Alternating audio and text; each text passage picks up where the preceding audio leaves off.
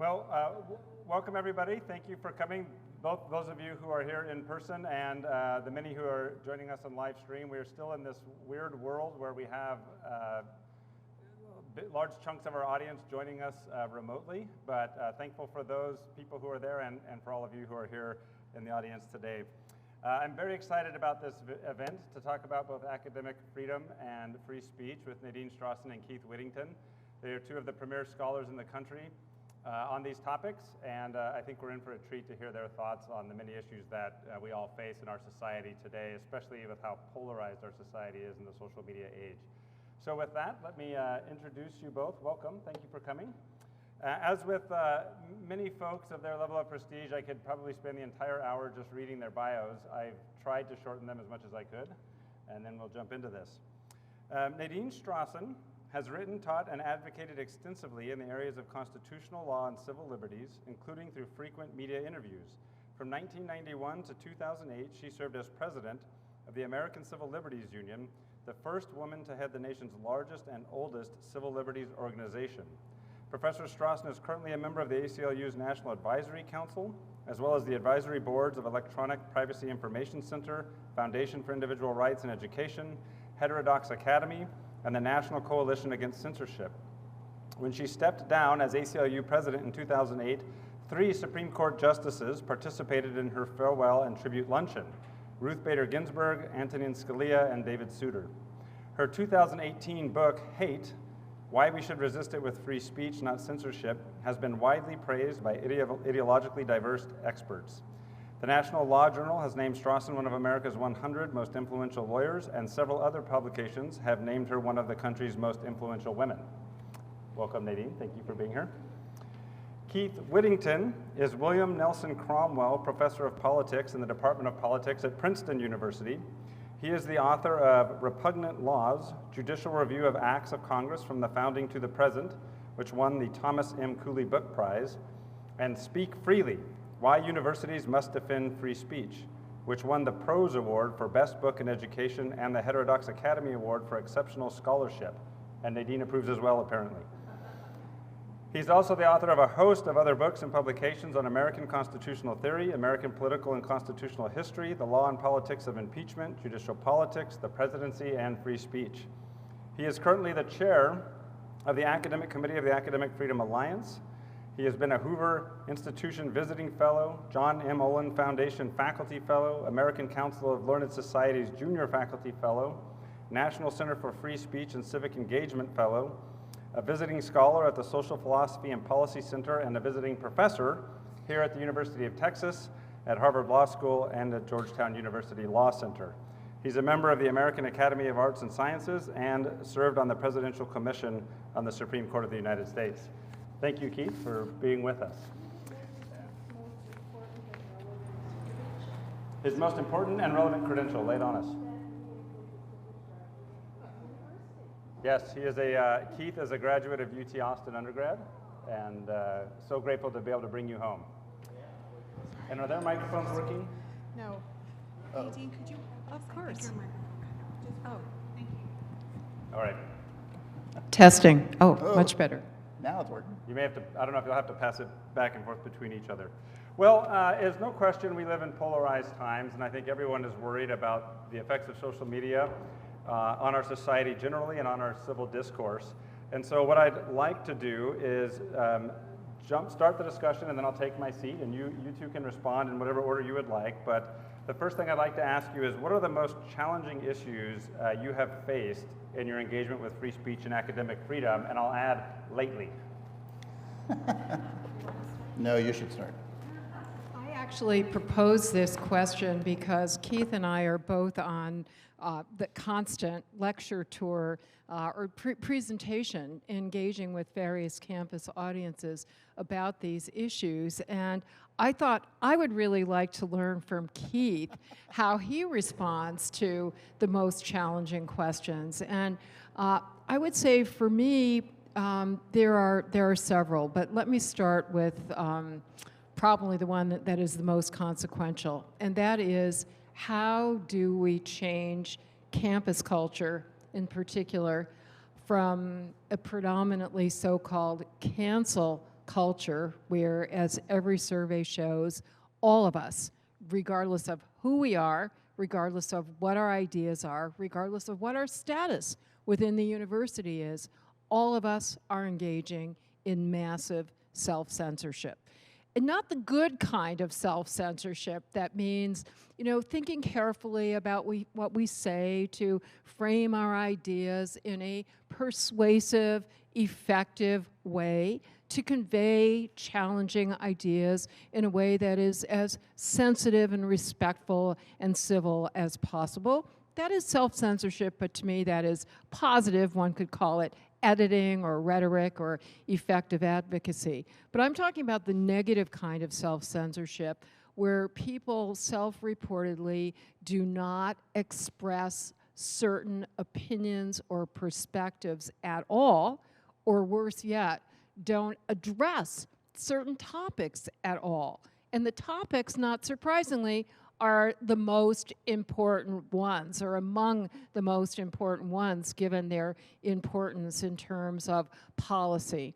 And they are, of course, race and gender. How do we encourage people who rationally fear that they will face enormously harsh consequences if they say the wrong thing, even unwittingly and unintentionally? And we know that that is not an irrational fear because we've seen the consequences, everything from depriving somebody of professional and educational opportunities to stigmatizing and ostracizing them socially.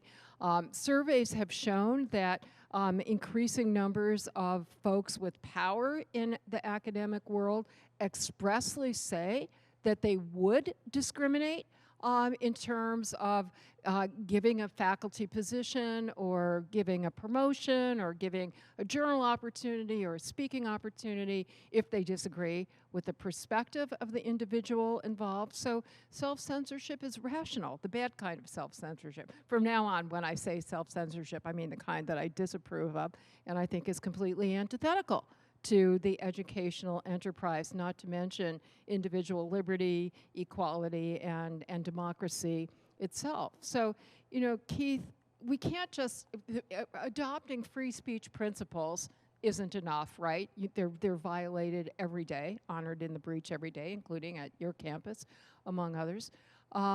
We can't just say to somebody, well, have courage, right? I've heard that a lot. It's when even tenured professors don't dare speak up and quietly say that they disapprove of somebody being deplatformed or disinvited, but don't dare say it openly.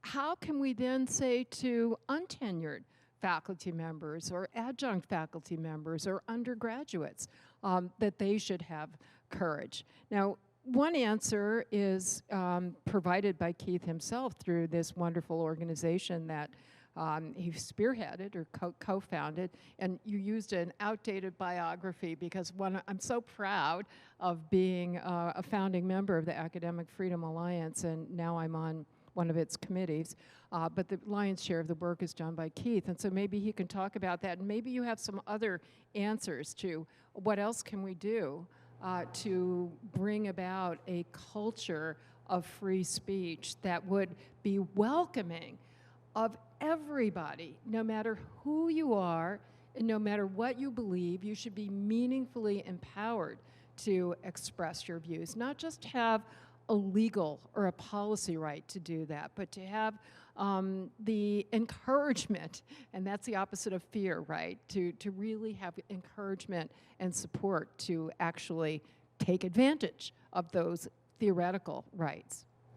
Yeah, so I think mine is working now. So, I like that answer because it certainly highlights a very important issue, and let me build on it and talk about a related one as well. And part of what's, I think, important about this, or self-censorship kind of concern, is the extent to which it points to problems of culture. I think on college campuses in particular, and I'll go to college campuses as well as a way of talking about this. It's very much on my mind these days, but I think it's a larger phenomenon that's true in other contexts as well. But we see the self-censorship issue as being a particularly stark one, I think, on college campuses now. Certainly students in particular, but not just students, are feeling a lot of pressure not to engage in certain kinds of conversations for fear of what the repercussions might be from having engaged in those conversations, which is just terribly destructive to what the educational enterprise ought to look like and the kind of intellectual environment you're trying to build on a college campus. And part of what's significant about that phenomenon is that it's not primarily one about policies, it's not primarily one about rules, it's not about free speech principles as such, it's about the kind of culture that surrounds an institution where engaging with hard ideas ought to be central to what it does, which is a university culture, a school culture, in particular, and yet people feel very reluctant to do it. I was going to mention something I think is related but slightly different, which is as well sort of I think a real shift that's occurring on lots of campuses about the degree of tolerance they have for engaging in ideas they disagree with more generally. So not only do you have this sort of self-censorship problem of I'm reluctant to expose myself to others about when I might have disagreements with them on sensitive topics, but you also have lots of situations on college campuses where there's a demand that college campuses should not be forums in which controversial ideas are discussed in various ways. So the Academic Freedom Alliance, the organization I'm involved with, just issued a letter the other day to St. Olaf's College, which is a liberal arts college in Minnesota. St. Olaf, like lots of other colleges, has various scholarly centers on campus which have the capacity and authority to invite speakers to campus, including a center that was specifically established in order to invite a wide range of diverse voices to campus to talk about controversial moral and social and political issues. Unfortunately, the faculty member who was running that center for the university apparently was inviting speakers who were too controversial for St. Olaf to tolerate, and he was removed from his position the other day, apparently in result of what his spring speaker list in particular looked like. And the spring speaker list included very prominently one of my colleagues at Princeton, Peter Singer, who is a moral philosopher in the philosophy department at Princeton University, one of the leading moral philosophers in the world, somebody with quite controversial views about a whole host of political and moral topics, and as a consequence, he often creates a lot of controversy when he gives talks, not only on the basis of what he's actually talking about, but because of his larger advocacy and work that he's done in general. Unfortunately, St. Olaf is not the only place where Singer's presence has created lots of controversy. There have been other places. There's a disinvited Singer where he's had disruptive protests at his events in which he tries to talk. And in this case, a faculty member losing their position to invite speakers in the future because of having invited somebody like Singer. And if universities are not places where you can invite world-renowned philosophers to come and talk about their scholarship and their ideas, then what are universities for at all? And unfortunately, way too many universities are primarily seeing themselves in the business increasingly of trying to avoid controversy, of trying to be places where nobody might have their ideas challenged, where nobody might be offended by ideas that get expressed on campus. And so they want the pretense of being a serious intellectual environment without the reality of being a serious intellectual environment in which people are taking ideas very seriously and are having sometimes heated and difficult conversations about those ideas generally.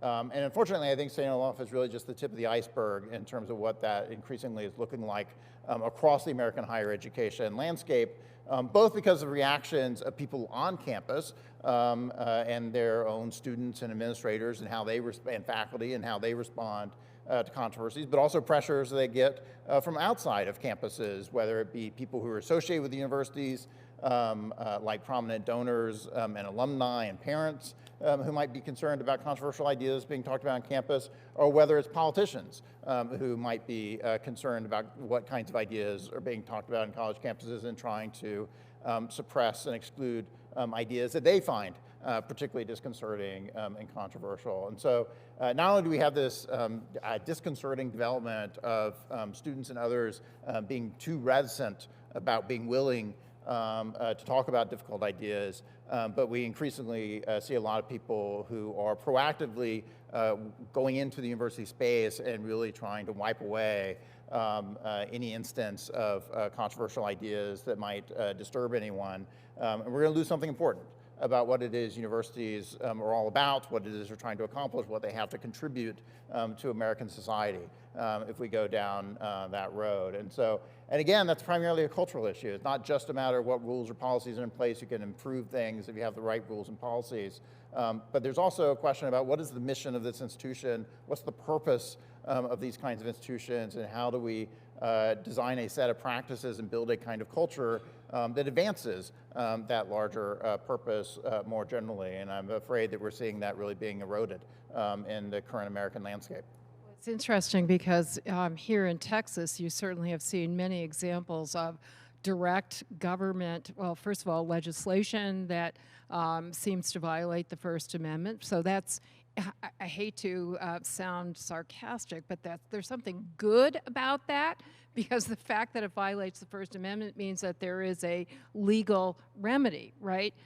Which is not available when you're talking about sheer cultural pressures. Texas, in addition to outright laws, there are, of course, saber rattling by government officials, not directly censoring, but suggesting that you might well face trouble in a way that I think would also raise a serious First Amendment problem. So, for example, this letter from Assembly Member or Representative Kraus sent a list. This involved K through 12 schools. Some of the efforts here are also aimed at universities, of course, but sent a letter to every school district listing 850 books that they should report on, how much money was spent, and so forth. And the reason I'm thinking of this, Keith, is it ties in to an excellent decision that was issued by the 11th Circuit just a couple of days ago in a case involving a bias response team and a discriminatory harassment policy. And there, the state was arguing, the state university was arguing that, well, it's not outright punishment, and with respect to the bias response team, they don't have any disciplinary power. And the court very strongly insisted that the First Amendment will be violated, and it cited an important U.S. Supreme Court precedent if there is a reasonable, reasonable in the sense of objective, not subjective, belief that you will be subject to some adverse consequences. Now, what I think is interesting about juxtaposing that situation and the Texas situation, which are very different politically, but they raise the same underlying principle, right? Because the purpose of the bias response team was to promote DEI values, right? It was coming from a liberal/progressive perspective, although it was written wildly over broadly and vaguely in ways that chilled, all kinds of legitimate and important expression. But in Texas, I think if you look at the list of books on Krause's list, it seems that the purpose is exactly the opposite, to thwart DEI initiatives, and yet the very same legal standard should apply. Would a reasonable person see this as, reasonably fear that there is going to be some adverse consequence? But there too, we're talking about government action. I raise that because I think one way that we might shore up the courage of faculty members and students to protest even soft suppression of ideas they agree with is to give them an example in real time of how ideas that are really important to them are being suppressed in another part of the country for the same rationale. If I could have you both comment on this. So we don't have someone up here who disagrees with you. So what I'd like you to do, I think this is important, you've got your two brilliant minds. why don't you state, if you could, what you think is the most compelling formulation of the argument against what you're suggesting? I mean, there are people who disagree with you, and there are people who are actively pushing this. It is cultural, but there's also conscientious or conscious actors here, right? What is their best argument, and why is that argument not persuasive? If you don't mind throwing that out, I think that would be helpful to the audience. I think there are two kinds of arguments I find fairly compelling, I think in practice quite troubling in applications, but I think theoretically are real and important arguments. So one is an argument about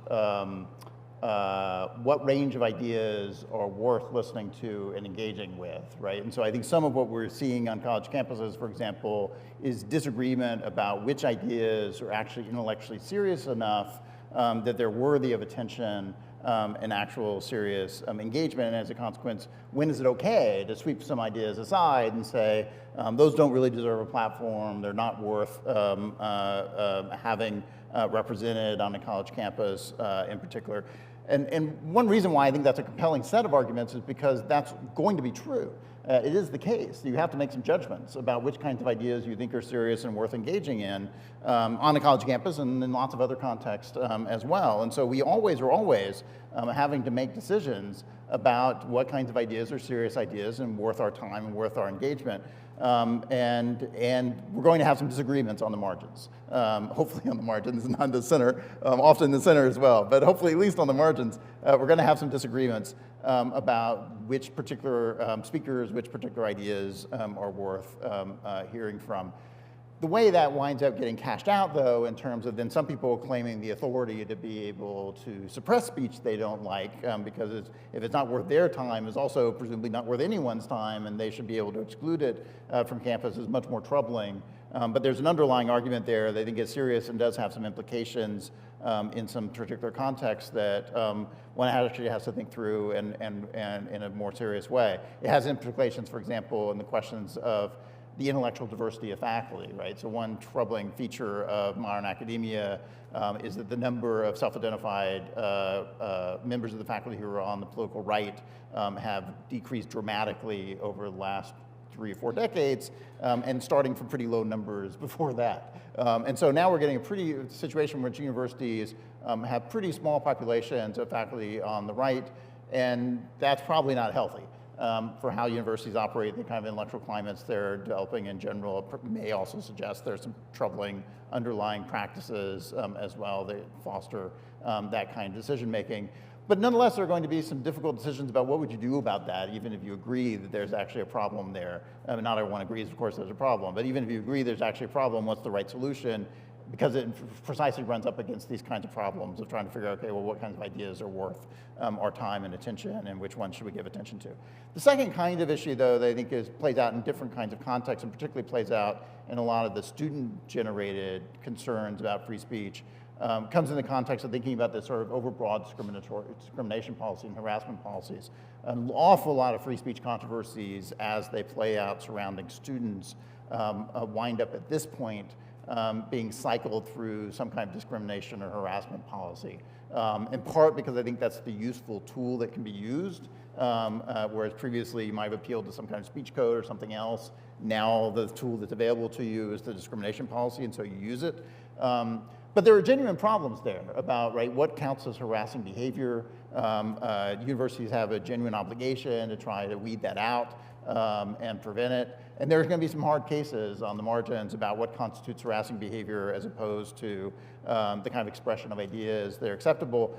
And especially given the complex environments that universities are, where we're not just talking about, well, what happens in the classroom context, for example, but we're also trying to figure out what happens in the dorm rooms, what happens in the campus more generally, where there's lots of context in which distinguishing exactly, okay, is that harassing behavior or is that just a robust conversation about ideas can sometimes be pretty tricky in practice. And so I think there are real and difficult ideas or challenges about how do you develop good policies in that regard, and how do you actually implement those policies in an effective and even-handed way?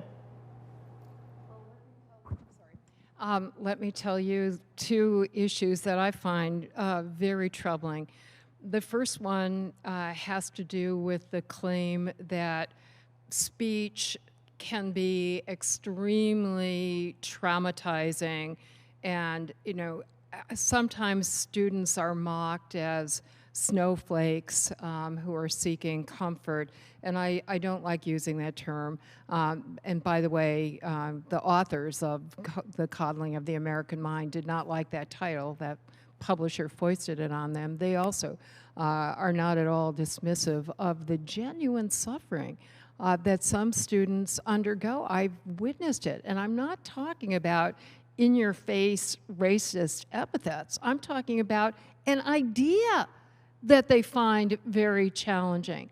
I have witnessed it, and other free speech advocates have also recounted to me similar experiences where students get visibly upset and shaking and trembling. One of my friends actually was doing, you may have read about this incident, he was doing a debate at Oxford several years ago in which he was defending reproductive freedom. Apparently they couldn't find a woman who was willing to, and I've experienced this as well, willing to even debate abortion, and he very strongly supports abortion rights, so he took the pro position, and there was such opposition. It was either Oxford or Cambridge, sorry to get them mixed up. There was so many women were so upset that a man would be debating this issue. He witnessed, visible meltdowns to the point of one woman fainting and being carried out on a stretcher.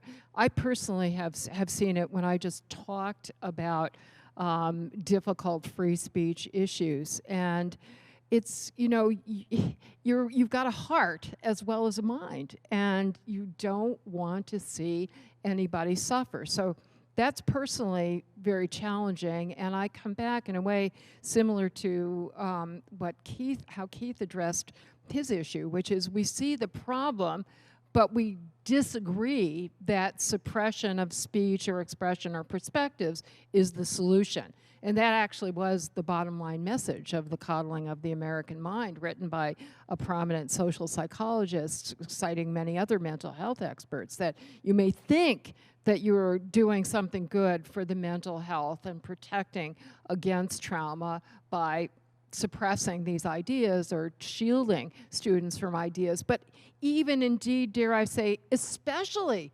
because they are so subject to this kind of suffering, we can't send them out into a world that is filled with controversial ideas if we want them to be functioning human beings, let alone be functioning, active, engaged members of our democratic republic, that we're not doing them any favors by shielding them, and we have to find other pro-educational ways, pro-free speech ways, including availing them of mental health resources.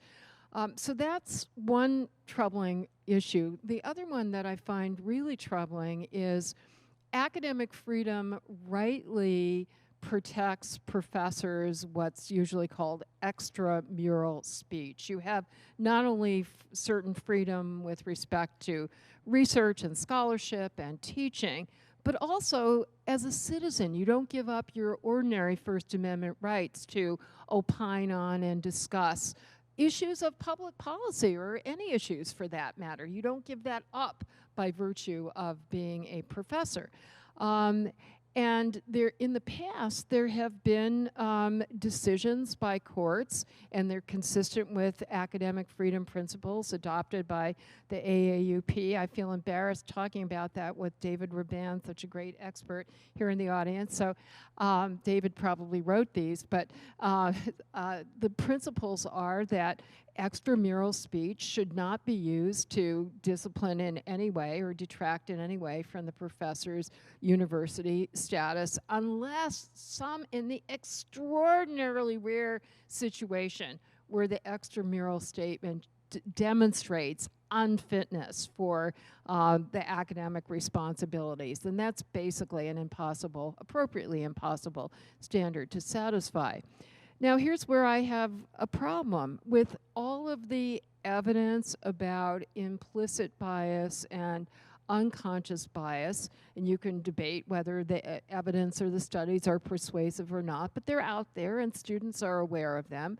It seems to me not at all irrational for a student to fear that a faculty member who in an extramural statement says something that might be taken as disparaging of his or her group, whether it be disparaging of the political tribe to which the student belongs or of the religious tribe. You know, let's say somebody says something anti-Zionist and some students perceive that as anti-Semitic. It seems to me it's not irrational for students to question whether that professor can fairly treat them in class, because what if that professor has some implicit or unconscious bias against me? So that to me is a difficult challenge. I think the current standard, and you can correct me, David or Keith, on this, but the current standard would be that a professor should not be disciplined in any way, including having classes withdrawn or students have the opportunity to transfer to another section,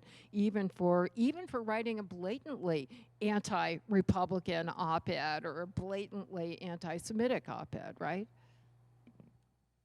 Yeah, I think there's some gray areas on the margins about what exactly universities can do relative to faculty. So, for example, can in law school context a faculty member be removed from teaching mandatory first-year classes as a consequence of extramural speech? I think there it's less clear. Again, David can correct me if I'm wrong on this. I think it's less clear about what exactly the implications are of AUP principles and whether that should count as a kind of sanction of the sort that faculty ought to be protected from for academic freedom purposes.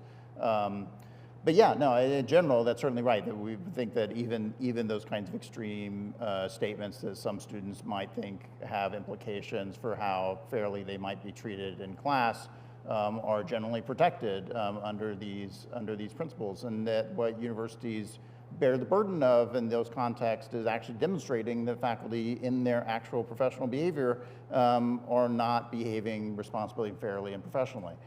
So are they actually grading students unfairly in the classroom? It's not enough to simply say, well, they said something in public that made me think they might not grade students unfairly. You actually have to have some evidence. They're not grading people fairly before I think you sanction them. And then we ought to be guided then by their behavior rather than simply things they might say in public. So let me shift gears just a little bit. Nadine, you mentioned earlier government officials interfering with education, and so there are kind of two related principles here. One is, I know we have a number of folks in our audience who are worried about threats coming from government to the university. Threats such as, we're going to try and strip professors of tenure if they teach topics we don't like. We had the Lieutenant Governor make the statement that if professors are teaching critical race theory, we should strip them of tenure. So you've got this potential of government coming from the outside and interfering with a public institution like Texas. We also have students and some professors who are more politically right-leaning, who are really afraid of what administrators or professors might do to them if they say something that the professors find offensive. So let's take them maybe one at a time. How can faculty and administrators here on campus who are worried about interference from government and legislators, what steps can they take? What can they do? How can they respond to that? Maybe we deal with that first, and then secondly, we can jump into what students and others who are worried about repercussions from faculty. Well, I mean, I think it's challenging. It's how you deal with government officials and legislatures on this front in general. I think, and we're seeing increasing movement by political officials against universities. The first wave of these recent legislative efforts have really been focused more on K through 12 education, where I think government has a much freer hand as to what kind of regulations they impose, although a lot of these particular versions of it, I think, are badly drafted in their own terms and are not very good policy, but at least from a legal authority perspective, sort of more clearly within the legislature's domain to intervene in. It's much less clear they have similar authority when it comes to universities, and so I suspect at the end of the day we're going to get a lot of litigation that comes out of some of these maneuvers that some of the state legislatures are pursuing now. And we'll get some clarification to some degree as to what the boundaries of that look like. On the front end, though, hopefully before you get to that point, I think it's worth trying to emphasize to political officials as to why this is a terrible idea for how universities operate, that it's going to weaken the ability of universities to pursue their mission, it's going to weaken the ability of universities to engage in the kind of cutting edge research that ultimately benefits the state in general. It's going to make more difficult the ability of universities in these states to recruit faculty to come to those state institutions where they are concerned about what kind of political interference might exist on those institutions. It will make these universities much weaker institutions than they otherwise would be, and ultimately that's bad for the state, beyond just being bad for the university itself and those who are immediately part of the campus community. So I hope that a lot of legislators, although they might be initially tempted to go down this road, will think better of it so we don't have to get to a point of actually thinking about what the courts are going to view some of this legislation in terms of. It's I think, a disturbing development, though, the extent to which politicians, I think, are underestimating the kind of damage they can do to institutions of higher education within their states if they're not careful about how they try to deal with them and what kinds of laws and policies they make surrounding them. And unfortunately, they may find themselves living to regret some of those decisions down the road, because it will be very, very difficult to rebuild those institutions once you've damaged them in that way. In terms of what can be done, in addition to legal remedies, which do, in that sense, that makes, as I said earlier, ironically, it makes it easier to deal with what might seem to be the more tangible, concrete threats coming from government officials. But at least there's a very strong case law going back quite far, protecting academic freedom as an implicit value within the First Amendment. And that those decisions have commanded support across very ideologically diverse justices who stress, picking up on Keith's theme, that what is at stake is essential not only for the university itself, but for the key role that the university plays in our democratic society. So there's a very strong constitutional tradition of protecting academic freedom. Even before we get to that, and academic freedom, by the way, I should stress, involves the autonomy not only of individual professors, which we were talking about earlier, but also the university as an institution to be independent of political pressures, and especially suspect under academic freedom principles as well as free speech principles is any kind of viewpoint-based measure, either singling out certain viewpoints or ideas to be disfavored or to be favored. And that's certainly a theme that underlies a lot of the legislation now. We do have many laws now this year that are expressly targeting not only K through 12, but post-secondary education, clearly aimed at the suspect topics, including race and gender. In addition to the strictly legal responses to government threats of academic freedom, faculty can organize. And I saw that the University of Texas was one of a number where the faculty councils adopted a template resolution that was opposing governmental interference with teaching, what usually is referred to by shorthand, inaccurate shorthand, as CRT. Now, in fairness, that was apparently what triggered your lieutenant governor's even worse response, saying, well, we're going to do away with tenure. But I think it really is important for the faculty to band together, to express a uniform opposition to interference with academic freedom. Better yet would be if that uniform opposition was consistently voiced, not only when it's, you know, Republican legislators in Texas that are going against CRT, but when it's progressive professors and administrators at Princeton who are going against maybe critics of CRT. I guess I'm going to go back and answer my first question. What can be done to shore up the culture? I think we're hopelessly doomed unless there is credibility in complaints when there are incursions on intellectual freedom, including from the government. And I think that we lose credibility if we are only result-oriented in our critique or in our defense of these principles. And then how about students who sometimes, you know, the politics shifts a little bit. You have students who are afraid of expressing their opinions for fear of condemnation from professors, or you were talking about potentially, you know, biased grading or what other potential negative outcomes. What can students do who are worried about that? And let's keep our answers a little bit brief, because I do want to flip it now to the audience to do a Q&A, and hopefully we can get a mic for folks out there. But what can students do who are worried about expressing their views because there are going to be repercussions from faculty or administrators? I think students overestimate the repercussions on this. I think students tend to be very fearful about how faculty are going to react to criticism of their own views, to the expression of wrong views, and undoubtedly there are some cases in which faculty in fact do react very badly to that kind of thing. But I think students underestimate the extent to which faculty often welcome that kind of thing, right? That you precisely want students to be intellectually engaged and serious, and if they push back, that's terrific for what people are doing. And so I think students may not fully appreciate the extent to which faculty want those kinds of disagreements to get expressed in the classroom and want to be engaging them and welcome students to engage them to a greater degree. And so, you know, one of the challenges of everybody walking on eggshells in our current situation is everybody's very worried about somebody else's reaction, but we never actually learn what the reactions are going to be because we engage in so much self-censorship, we back off to such a degree. And we may find that if we're willing to have some of these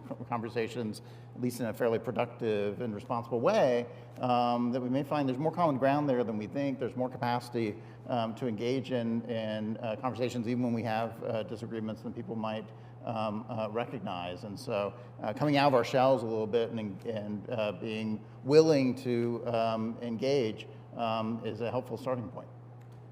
May I? Huge responsibility on faculty to convey that message clearly to their students. I want to hear from you if you disagree, and make sure that it's clear every single day almost. Sorry, Nadine, go ahead. No, absolutely. Am I? Yes. Thank you so much. I also wanted to say that a very thorough study that was done of college students by FIRE, Foundation for Individual Rights in Education, within the last year, I was so heartened but not at all surprised to see, and Keith won't be surprised either, that students who were engaging in self-censorship said that they were not doing it because of fear of what the faculty members would do. Virtually no student of any ideological stripe or any demographic stripe reported either actual retaliation by professors or feared retaliation by professors. They were afraid of their peers.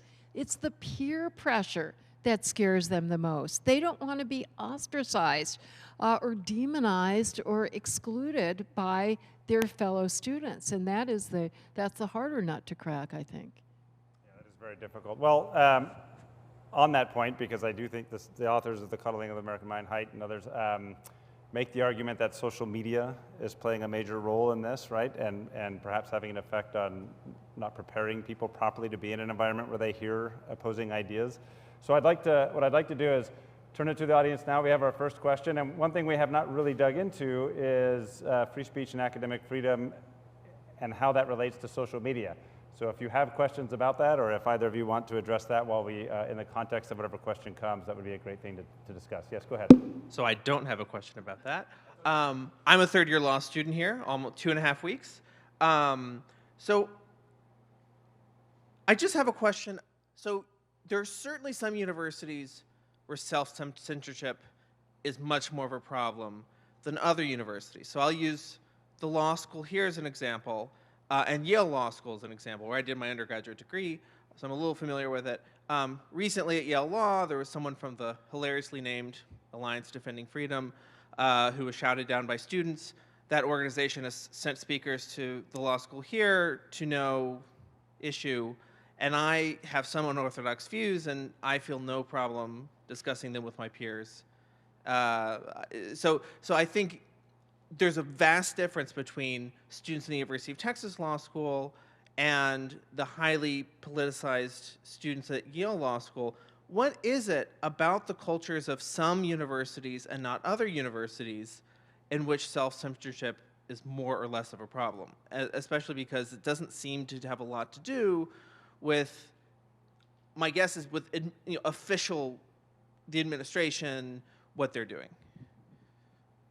I think it does have something to do with what the administrations do, and that I think some universities are developing better cultures than others, and that's partially a function of leadership by those institutions. And so developing good policies in which you're clear with students about what kinds of disruptive protests are going to be tolerable, for example, and what kind of expectations there are for how people engage. These kind of routines or reminders from faculty as well as from university presidents, for example, about we want to hear disagreement, that's part of what we're doing here. We expect a wide range of voices. We want to listen to them respectfully and engage them. I think hearing those messages repeated is actually important and helps convey to students and others what kind of culture can be built in a particular institutions. And we see some institutions that look on the surface pretty different, pretty similar to others, and yet they have better cultures, and partially I think this kind of leadership from above can help on that front. I do think partially, though, it's a function of the nature of the institutions, right? I mean, I was an undergrad here at University of Texas. I loved my experience here at Texas, and one of the things I liked about it was big schools are just very different than little bitty schools, right? And so I went to a classroom, I was pretty anonymous. I'd say whatever I want and walk out of that classroom, right? Never see those people again. And that's freeing in a certain way, right? Whereas my students at Princeton are in a very small hothouse environment, right? They want lifetime associations with everybody in that classroom. And they're trying to build those in that moment. They're interacting with each other all the time in very intense ways. And so as a consequence, they're all very sensitive to ways in which they might offend their fellow students and disrupt those relationships that they're attempting to build. And so I think building these cultures in those kind of small university contexts where students are interacting very routinely is very tough. And I think it's particularly tough when the student body is relatively homogeneous. And so one thing we see, I think, about, and something that comes out in some of these campus culture surveys, is that the more intellectually diverse, politically diverse those campuses are, the more tolerant of intellectual environments they tend to develop. And so when you have relatively small minorities of students on campuses, you get a lot more orthodoxies that develop on those campuses, and they get imposed on people, and people become very fearful from stepping out of bounds in that regard. And so admissions policies, as it turns out, I think have some consequences, although I'm pretty reluctant to develop admissions policies. They're selecting on that particular variable. But whether on accident or on purpose, I think if you develop a more diverse institution, even a relatively small one, it's going to be healthier on some of these dimensions than one where it's much more homogeneous. One criterion that I've noticed, which would not explain the situation at such a justly prestigious law school as yours, but in general, I've observed, and others have agreed, that the more prestigious institutions are the ones that are having the most problems. So, you know, really fancy liberal arts institutions or Ivy League universities have been plagued, whereas if you're talking about community colleges or law schools further down in the U.S. News and World Report pecking order, the students tend to be more concerned with more bread and butter issues and not these culture war issues. I think we have a question right here. Go ahead. I'm an undergraduate. If my outfit didn't give it away, I study computer science here. And I'm curious about how you see the intersection of social media in these conversations, whether it's been a polarizing factor, and what it means for one of the foremost political social media sites, Twitter, to be a private organization. Well, I mean, social media, I think in general certainly matters, both the existence of it, but also I think to some degree the design of it can have real consequences. And so Princeton, like lots of other campuses, had a real issue with a platform that I'm now blanking on the name of, that existed a few years ago that was designed to be anonymous post of people in geographically very local, right? And so basically you and your classmates, right, posting anonymously. Lo and behold, that's a really terrible idea, right? It generates all kinds of very nasty conversations that are occurring and singling people out and harassing them through this kind of social media platform. That's a design problem, right? That's just not the way you're going to foster a better conversation that creates a helpful intellectual environment. So I think there are some design questions that can make these things better or worse, depending on how they're structured. But the mere existence of social media has real consequences, I think, regardless of how they're designed, just in the sense that they become a vehicle for publicizing to large numbers of people very quickly core information, right? So the stuff that happens in your classroom will not stay in your classroom, but instead everyone on campus may well be informed of it in real time. Right, and so people walk out of the classroom and realize all their classmates across the entire campus know that embarrassing thing they said in class. And as a consequence, they're extraordinarily fearful of saying the embarrassing thing that will then go viral across the entire campus as a consequence. And I think that's just hard to avoid, right? I mean, frankly, I think that's going to be how we adopt as a culture to the fact that that's going to be true. Rather than something about, there's no technological fix, I think, to that. I think that's going to be a question about how over time do we learn to live with the fact that people are going to say embarrassing things and you're going to hear about it. and that I hope over time we will gradually develop a greater tolerance for the fact that that's going to happen and not react as strongly to it. And as a consequence, people will let it slide. To a greater degree than they do now, or that they fear people will now. But I sort of, in that sense, I sort of think of social media as being sort of a change in the natural environment that we will have to learn to live with, rather than something that you can tinker on the margins and somehow you can make the technology better and fix these problems. I think instead we'll just have to learn how to adapt to it. Well, you ask about the impact of Twitter being acquired by the world's richest person. Of course, I love the fact that he says he's committed to free speech values. Who knows how long that will last? Jack Dorsey once bragged about Twitter being the free speech wing of the Free Speech Party, and we know how long that lasted. Regardless, I consider it deeply distressing. I'm not anti-capitalist at all, but I'm very concerned about the fact that so much power over freedom of speech, which means power over equality, power over democracy, exists in the hands of one person. And even if that person's a benevolent dictator who believes in free speech, I still don't like it as a structural matter. I couldn't hear what you said. We have another question down here, Tara. Am I on? Yes. Yep. Sorry. Another question about social media, and in a way even more generally social media than academia in particular, but you were saying, Keith, you know, things have changed with social media. I want to pick up on that because an argument one frequently hears is social media, the internet more broadly, it's just changed the information idea environment radically, drastically. So many more people can get their ideas up and out cheaply. They reach the entire globe quickly because of these radical changes in the way that we can take in information. It's so easy for misinformation about elections, about vaccines, what have you. It's so different, we need more regulations than in the past. I mean, that's a frequent argument. It's been a kind of argument in the past as well. Radio changes everything, television. But I'm interested in both of your thoughts on that kind of argument. Thanks. Yeah, I mean, so my instinct is to think precisely that we've gone through this before, right? I mean, so every new technology has these kinds of disruptive features. You do get a reaction to the new technology that suggests, okay, now everything's radically different. We really have to crack down and regulate this to a much greater degree. And in hindsight, all that seems overblown and overstated, and we've learned to live with it.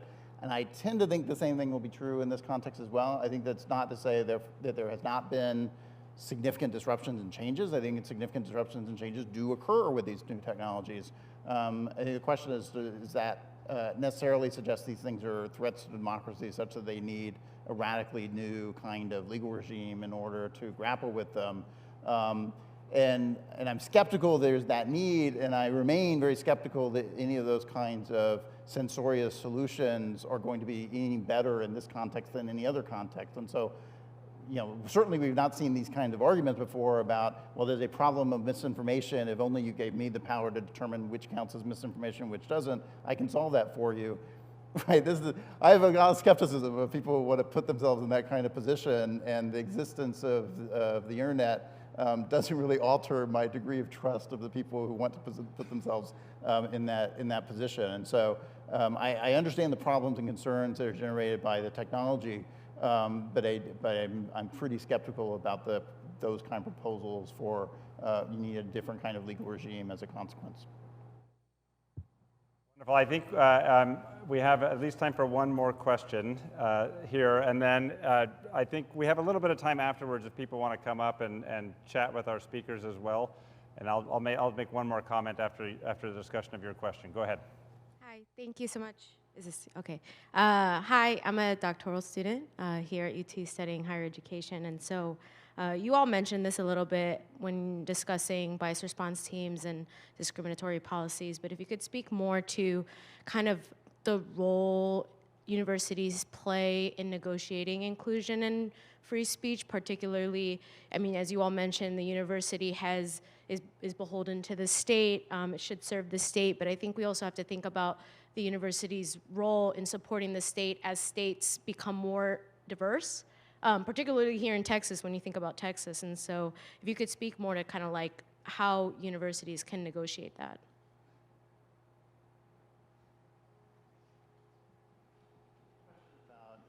About how universities negotiate the increasing diversity of the student population in general, especially in state university context where the state population is likewise becoming more diverse. And so does that put pressures on these? I think that's actually another reason why free speech has to be even more robustly protected than in the past. There's a term that was coined by a friend of mine who's a professor at the University of Pennsylvania, Sigal Ben-Parath. She wrote a book about free speech on campus, and she used the term inclusive freedom. And I really like that because it deals with the problem of cancel culture, and it also deals with, I'm not going to call it a problem, I'm going to call it the opportunity of the increased diversity on campus. That we can't just have an abstract commitment to free speech, beautifully written as it might be. We have to do everything we can as educators to really make it feasible for every single member of that campus community to actually exercise free speech. And that means giving them the educational resources, it means giving them the technological resources, it means giving them the psychological and mental health resources so that they can express their views no matter who they are, even if they belong to a historically marginalized group that is new to the university, even if they're the first in their family to go to the university, and no matter who they believe, what they believe in. If their political views or their religious views are extremely ostracized minority views. And this gives me an excuse to bring out the prop that I brought on stage with me. I like using this at this kind of talk. And I don't want to disappoint you. It's not it doesn't say make America great again, although it might look like it. It says make J.S. Mill great again. And I actually got this from a wonderful free speech organization in the Czech Republic. Nothing like having had your rights, including your free speech rights, dramatically violated in the recent past to give you a passion for free speech. But I think this is when I think of J.S. Mill, it's adopting and embracing his core idea that no matter what the idea is, especially the one that you cherish the most, you have to want it to be subject to challenge because it might be wrong.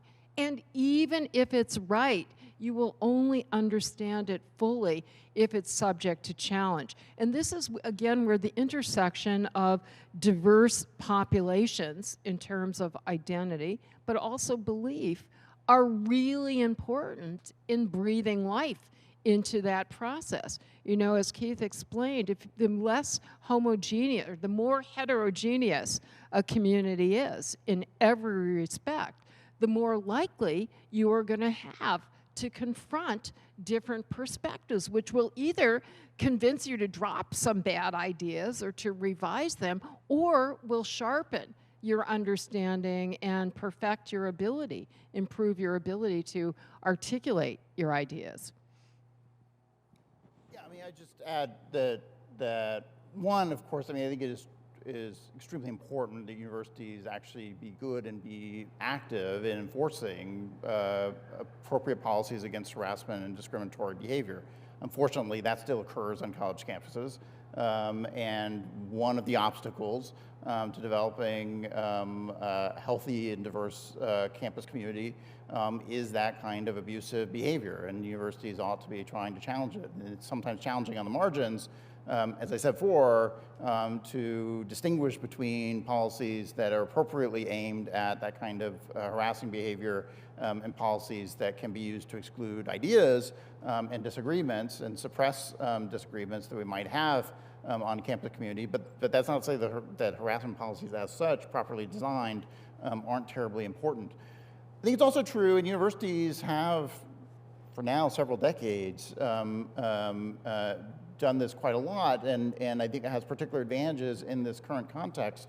They ought to be fairly pluralistic institutions that create lots of spaces for people to explore the particular kinds of ideas and commitments and values that they care about. And so part of what you want on your university campus, if it's healthy, is not a highly centralized process by which you determine where, for example, St. Vincent's College, another college that reacted to the invitation to a controversial speaker in their case by saying the president of the university is going to be the only person allowed to invite speakers in the future to their college campus, which strikes me as exactly the wrong way of approaching these things, right? That instead what we ought to be trying to do is authorize lots of different people to invite people to campuses precisely in order to create a more pluralistic intellectual space in which people know there are opportunities here for me to bring in people and for me to explore ideas that I find interesting and engaging, and I don't just have to listen to those people I disagree with over there. But instead I have my own spaces where I can pursue the kinds of activities on campus that are particularly valuable to me. Universities ought to be fostering that as much as possible, and it has particular advantages in this context of increasingly diverse student bodies, but it had advantages before that as well. And I think consistent with all that is the universities also, I just think, need much clearer about the nature of their mission and what it is that we're inviting people into when we're inviting them into a campus community and into universities. Universities are extraordinarily democratic spaces in the sense that you're inviting anyone in who wants to engage in this kind of intellectual enterprise to come and take advantage of the resources and opportunities available in a university in order to engage in that.